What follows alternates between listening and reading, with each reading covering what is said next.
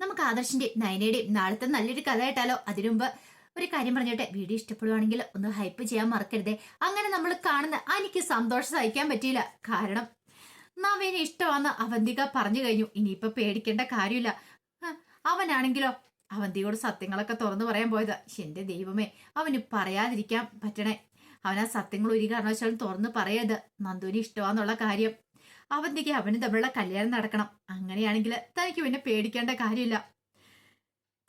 തന്റെ എതിരാളി എന്താണെങ്കിലും അവന്തിയെ കല്യാണം കഴിക്കും. ആ ഒരു സന്തോഷമായിരുന്നു അനിയുടെ മനസ്സ് നിറയുണ്ടായിരുന്നേ. അതേ സമയത്ത് അബിയും നവിയും കൂടെ സംസാരിക്കുകയാണ്.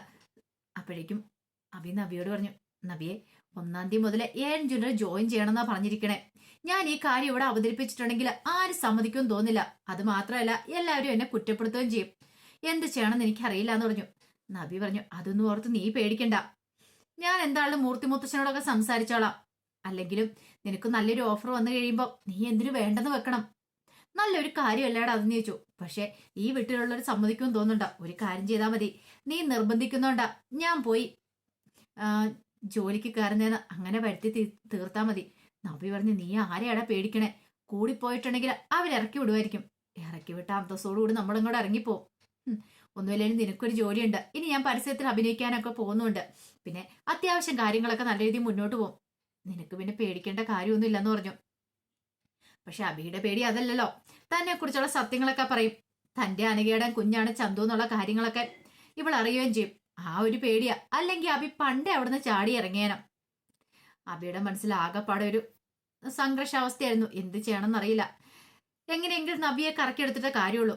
നബി പറഞ്ഞു, നീ വാടാ, ഞാൻ മുത്തശ്ശനോട് സംസാരിച്ചോളാന്ന് പറഞ്ഞു. അങ്ങനെ മൂർത്തി മുത്തശ്ശന്റെ അടുത്തേക്ക് നബിയെ അബിയും കൂടെ ചെല്ലുവാണ്. പിന്നീട് നബി പറഞ്ഞു, മുത്തശ്ശ, എനിക്കൊരു കാര്യം സംസാരിക്കാണ്ടെന്ന് പറഞ്ഞു. എന്താ? നിനക്ക് എന്താ സംസാരിക്കാനുള്ളേ? അതെ, അബിക്കൊരു ഓഫർ വന്നിട്ടുണ്ട്. എൻ ജ്വല്ലറിയിൽ അവിടെ ഒരു പുതിയ ബ്രാഞ്ച് അവർ ഓപ്പൺ ചെയ്യുന്നുണ്ട്. അപ്പൊ അതിന്റെ മാനേജറായിട്ട് 1-ാം തീയതി മുതൽ ചാർജ് എടുക്കണം. അത് കേട്ട് കഴിഞ്ഞപ്പോ മൂർത്തി മുത്തച്ഛനൊന്നും അബിനെ നോക്കണം. അബി ഇങ്ങനെ മുഖം കുനിച്ച് നിൽക്കുക. തല ഉയർത്താൻ പോലും അവന് പേടിയാ. മുത്തശ്ശന്റെ നാവിൽ നിന്ന് വരുന്ന എന്താണെന്നറിയില്ലല്ലോ. പിന്നീട് നബി പറഞ്ഞു, ഞാനിവിടുത്തെ പരസ്യ മോഡലായിട്ട് അഭിനയിക്കുന്നുണ്ടല്ലോ. അപ്പൊ ഞാൻ റെക്കമെൻഡ് ചെയ്തുകൊണ്ടാണ് അബിക്ക് അവിടെ അങ്ങനെ ഒരു ജോലി കിട്ടിയത്. ഞാൻ നോക്കിയപ്പോൾ നല്ല കാര്യമെന്ന് എനിക്ക് തോന്നി. അബിക്ക് ഇവിടെ പ്രത്യേകിച്ച് ജോലിയും കാര്യങ്ങളൊന്നും ഇല്ലല്ലോ. വീട്ടു ജോലികളും ചെയ്തിരിക്കൂലേ. പോരാത്തതിന് മൂർത്തി ജ്വല്ലറിയില് അവന് ജോലിയില്ല. അത് കേട്ടപ്പോ മുത്തശ്ശൻ പറഞ്ഞു, അത് ആരുടെ കുഴപ്പം കൊണ്ടാ അവന് ജോലിയില്ലാത്തെ? ഇവന്റെ കയ്യിരിപ്പോണ്ടല്ലേ. കള്ളക്കടത്ത് സ്വർണം കൊണ്ടുവന്ന് ആഭരണമാക്കി വിറ്റ് ഇവനെ പിന്നെ അവിടെ വെച്ചോണ്ടിരിക്കണോന്ന് ചോദിച്ചു. ഇത് കേട്ടുകഴിഞ്ഞപ്പം നബി പറഞ്ഞു, അതൊരു അബദ്ധം പറ്റി. അതിന്റെ പേരിൽ എല്ലാ കാലത്തും അബിനെ ശിക്ഷിക്കേണ്ട കാര്യമുണ്ടോ? ഒരബദ്ധോ? നിനക്ക് ഒരബദ്ധമാണോടാ പറ്റിയിരിക്കുന്നേ? നിനക്ക് പറ്റിയേക്കുന്ന മൊത്തം അബദ്ധമല്ലേ? അബദ്ധം മാത്രമാണോ നീ ചെയ്തു കൂട്ടിയിരിക്കണേ? അപ്പോഴേക്കും അബിയൊന്നും മിണ്ടാതെ ഇങ്ങനെ തലവനിച്ച് നിൽക്കുക. മുത്തശ്ശൻ ചോദിച്ചു, നിനക്ക് എൻ ജ്വല്ലറി പോണടാ? നിനക്ക് അവിടെ മാനേജറായിട്ട് കയറണോന്ന് ചോദിച്ചു. ഒരു എൻ ജ്വല്ലറിയിലെ മാനേജർ വന്നിരിക്കുന്നു, നാണമുണ്ടോടാ? ഒരു കാര്യം ഞാൻ പറഞ്ഞേക്കാം, നീ ഒരു ജ്വല്ലറിയിലേക്കും ജോലിക്ക് പോണില്ല എന്ന് പറഞ്ഞു. അത് കേട്ടപ്പോ നബി പറഞ്ഞു, അങ്ങനെ പറഞ്ഞാൽ എങ്ങനെ ശരിയാവുന്നേ? ഒന്നെങ്കിൽ മൂർത്തി ജ്വല്ലറിയിൽ അവന് ജോലി കൊടുക്കണം. അതില്ലല്ലോ. അപ്പൊ പിന്നെ അവന് കിട്ടിയ നല്ലൊരു അവസരം നിങ്ങൾ തട്ടിത്തെറിപ്പിക്കണം. എന്തിനാ? അതിന്റെ ആവശ്യം എന്താ? അവന് അവന്റേതായ വ്യക്തിത്വം ഉണ്ട്. ഒരു തവണ അവന് ജ്വല്ലറി അബദ്ധം പറ്റിയെന്ന് ഓർത്തോണ്ട് എപ്പോഴും അവനെ അങ്ങനെ താഴ്ത്തിക്കെട്ടാൻ ശ്രമിക്കണ്ട. ഈ വീട്ടിൽ അവനെ തളച്ചിടാനും നോക്കണ്ട. അതിന് ഞാൻ സമ്മതിക്കില്ല എന്ന് പറഞ്ഞു. അപ്പോഴേക്കും മുത്തശ്ശൻ പറഞ്ഞു, കള്ളന്മാരെ എവിടെ ചെന്നാലും കക്കാനേ ശ്രമിക്കുള്ളൂ. ഏൻ ജ്വല്ലറി പോയി കട്ടുമുടിപ്പിക്കാനായിരിക്കും. അത് മാത്രമല്ല, ഇവിടുത്തെ വിവരങ്ങളൊക്കെ ചോർത്തി കൊടുക്കാനായിരിക്കും. അതിന് വേണ്ടായിരിക്കും നീ പോകുന്നില്ലേ. ഒന്ന് കാണാതെ നീ ഒന്ന് ചെയ്യില്ലെന്ന് എനിക്ക് അറിയാലോ അബി. ഒരു കാര്യം ഞാൻ പറഞ്ഞേക്കാം, നിന്റെ മനസ്സിൽ അങ്ങനെ എന്തെങ്കിലും ഉദ്ദേശം ഉണ്ടെങ്കിൽ പിന്നെ ഈ അനന്തമൂർത്തി ആരാ നീ അറിയും. പിന്നെ ഏൻ ജ്വല്ലറിക്ക് വേണ്ടി ജോലിക്ക് പോകുന്നെങ്കിൽ നീ ഇവിടെ താമസിക്കണമെന്നില്ല. നിനക്ക് ഇവിടെ നിന്ന് ഇറങ്ങാന്ന് പറഞ്ഞു. അതും പറഞ്ഞ് മുത്തശ്ശൻ അങ്ങോട്ട് എഴുന്നേറ്റ് പോയി. അപ്പോഴേക്കും നബി പറഞ്ഞു, നീ എന്തിനാടാ പേടിക്കണേ? നീ ധൈര്യമായിട്ടിരിക്കുക, പേടിക്കേണ്ട കാര്യമൊന്നും ഇല്ലാന്ന് പറഞ്ഞു. അല്ല മുത്തശ്ശൻ അങ്ങനെയൊക്കെ പറയും. മുത്തശ്ശന് വേറെ പണിയൊന്നും ഇല്ലാഞ്ഞിട്ട് നീ അത് കാര്യമായിട്ട് എടുക്കണ്ടെന്ന് പറഞ്ഞു.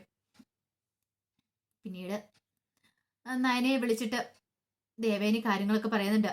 അബി ഏൻ ജ്വല്ലറി ചാർജ് എടുക്കാൻ പോകുന്നൊക്കെ. അത് കേട്ട് കഴിഞ്ഞപ്പോ നയനിക്ക് ഭയങ്കര സങ്കടമായി. കാരണം എത്രയൊക്കെ പറഞ്ഞാലും നബിയേച്ചിയുടെ അബിയുടെ തലയിലേക്ക് കയറത്തില്ല. നബിയേച്ചിയുടെ തലയിലേക്ക് ഒട്ടും കയറത്തില്ല. അതുകൊണ്ടാണല്ലോ അബി എപ്പോഴും സപ്പോർട്ട് ചെയ്ത് നിൽക്കുന്നേ. രണ്ടുപേരും കൂടെ കിട്ട് മിക്കവാറും ഇനിയിപ്പോ കുടുംബം കൂടെ കുട്ടിച്ചോറാക്കാൻ വേണ്ട AN ജ്വല്ലറിക്ക് പോയിട്ടുണ്ടെങ്കിൽ മൂർത്തി ജ്വല്ലറിയുടെ വിവരങ്ങളൊക്കെ ചോർത്തി കൊടുക്കാനായിരിക്കും. അല്ലാതെ വേറൊരു കാരണം കാണത്തില്ല. അതിനുശേഷം നയനെ ആദർശനോടൊന്ന് കാര്യങ്ങൾ പറയണം. അമ്മയെ വിളിച്ചേ. അമ്മ വിളിച്ചിട്ട് അബിയുടെ കാര്യം പറഞ്ഞു.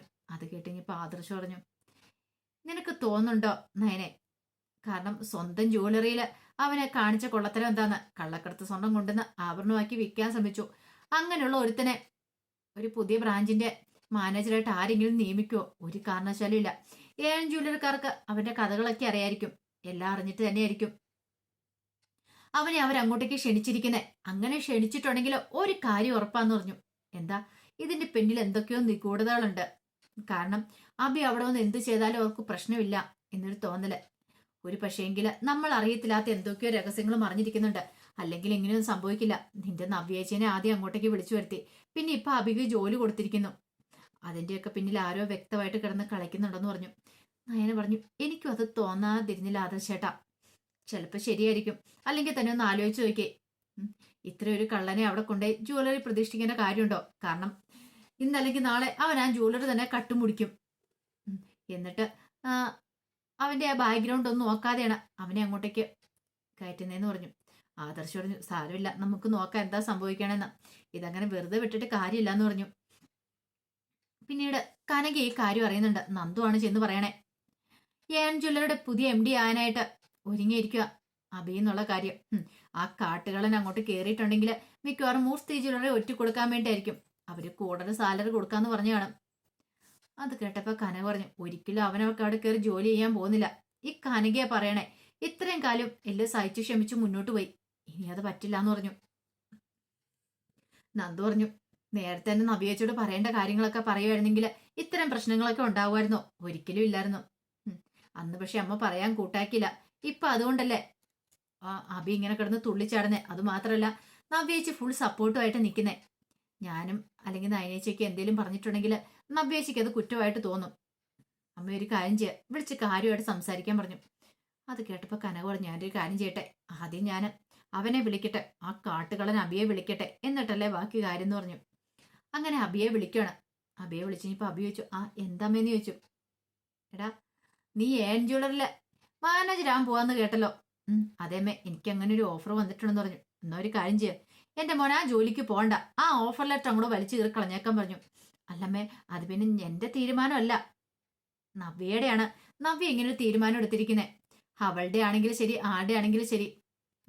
നീ പോവണ്ടെന്ന് പറഞ്ഞാൽ പോവണ്ട. പറഞ്ഞത് കേട്ടല്ലോ. പോയിട്ടുണ്ട് പിന്നെ എന്താ സംഭവിക്കാന്നറിയാലോ. ഈ കനക ഇത്രയും കാലം സഹിച്ചു ക്ഷമിച്ച് മുന്നോട്ട് പോയി, പക്ഷെ ഇനി അതുണ്ടാവത്തില്ല എന്ന് പറഞ്ഞു. അപ്പോഴേക്കും നവ്യ അങ്ങോട്ട് വന്നിട്ട്, ആരാ? നിന്റെ അമ്മയാന്ന് പറഞ്ഞു. ഇങ്ങതാണ് ഞാൻ സംസാരിക്കാന്ന് പറഞ്ഞു. എന്താ അമ്മയെ കാര്യം എന്ന് ചോദിച്ചു. അല്ല, നീയാണോ അവനാ ജോലി വാങ്ങിച്ചു കൊടുത്തതെന്ന് ചോദിച്ചു അബിക്ക്. അതെ. അവനിവിടെ വെറുതെ അടുക്കളപ്പണിയും ചെയ്തിരിക്കുന്നേക്കാളും ഭേദമല്ലേ? അല്ലെങ്കിലും അബിക്ക് ഒരു ജോലി വേണമല്ലോ. അവൻ എത്ര കാലം എന്ന് വെച്ചാൽ എങ്ങനെ ഇരിക്കണേ. ഇത് കേട്ട് കഴിഞ്ഞപ്പം കന പറഞ്ഞു, മോളെ നീ ചെയ്യുന്നത് ശരിയാണോ? നീ ഒന്ന് ആലോചിച്ച് നോക്കിയേ. അനന്തപുരിയിൽ നിന്നിട്ട് AN ജ്വല്ലറിക്ക് വേണ്ടി നിന്റെ ഭർത്താവിനെ പറഞ്ഞു വിടുക, നീ ആ ജ്വല്ലറിക്ക് വേണ്ടി ജോലി ചെയ്യുക, അതൊന്നും ശരിയല്ല. കുടുംബത്തെ തകർക്കുന്ന കാര്യങ്ങളാ. ഒന്നുമല്ലേലും ആ അനന്തപുരത്ത് സാറിന്റെ പേരും പെരുമയും നീ നശിപ്പിക്കലെന്ന് പറഞ്ഞു. പിന്നെ പേരും പെരുമയും ഇന്നല്ലെങ്കിൽ നാളെ നശിക്കാൻ പോകുന്ന ജ്വല്ലറിയാ അനന്തപുരി. ആ കമ്പനി നല്ല ഇല്ലാതാവാൻ പോവുക. അപ്പോഴാണ് ഇനിയിപ്പം അമ്മേ, ഞാനൊരു കാര്യം തീരുമാനിച്ചു കഴിഞ്ഞു. എനിക്കും അബയ്ക്കും ജീവിക്കണം, ജോലി വേണം താനും. എനിക്ക് എന്റെ കുഞ്ഞിനെ നോക്കണ്ടേ, അല്ലാതെ ഞാൻ ആർക്കും പൈസയൊന്നും കൊണ്ടേ തരില്ല. അമ്മയുടെ ഒരു മോളും മെയിൻ ഡിസൈനർ ആയിരുന്നല്ലോ, എന്നിട്ടിപ്പോ എന്തായി? വീടിന് പുറത്തായില്ലേ? എന്നെ അതിനൊന്നും കിട്ടത്തൊന്നുമില്ല. എനിക്കും അബയ്ക്കും നല്ല രീതിയിൽ ജീവിക്കണമെങ്കിൽ പണത്തിന് പണം തന്നെ വേണം. അതുകൊണ്ട് ഞങ്ങളൊരു കാര്യം തീരുമാനിച്ചു, അവിടെ ജോലിക്ക് പോകാൻ തന്നെ തീരുമാനിച്ചു. അബി എന്താണെങ്കിലും ഞാൻ അവിടേക്ക് ജോലിക്ക് പറഞ്ഞുവിടും. ഈ വീട്ടുകാർ സമ്മതിച്ചിട്ടില്ല. ആരുടെ സമ്മതം ഇല്ലേലും ശരി, ഞാൻ അബിയുടെ കൈയും പിടിച്ച് ഈ വീട് വിട്ടിറങ്ങും എന്ന് പറഞ്ഞു. അതും പറഞ്ഞിട്ട് നവ്യ അങ്ങോട്ട് കോള് കട്ട് ചെയ്തു. കനയ്ക്ക് മനസ്സിലായി, ഇനി ഇതെങ്ങനെ വെറുതെ വിട്ടിട്ട് കാര്യമില്ല. അവനോടൊപ്പം അബിയോടൊപ്പം ആ വീട് വിട്ടിറങ്ങിയിട്ടുണ്ടെങ്കിൽ അവൾക്ക് വൻ നഷ്ടങ്ങളാണ് സംഭവിക്കാൻ പോകുന്നത്. അതിനു മുമ്പ് അവളെ സത്യങ്ങളൊക്കെ അറിയിക്കണം എന്ന് തീരുമാനിക്കുന്നുണ്ട്. അപ്പൊ അതിന്റെ വിശേഷങ്ങളൊക്കെ നമ്മൾ കാണാൻ പോകുന്നത്. ആ വിശേഷങ്ങൾക്കായി നമുക്ക് എല്ലാവർക്കും കാത്തിരിക്കാട്ടോ. ഒരിക്കൽ കൂടി എല്ലാവർക്കും ശുഭരാത്രി നേർന്നുകൊണ്ട് നിർത്തുന്നു.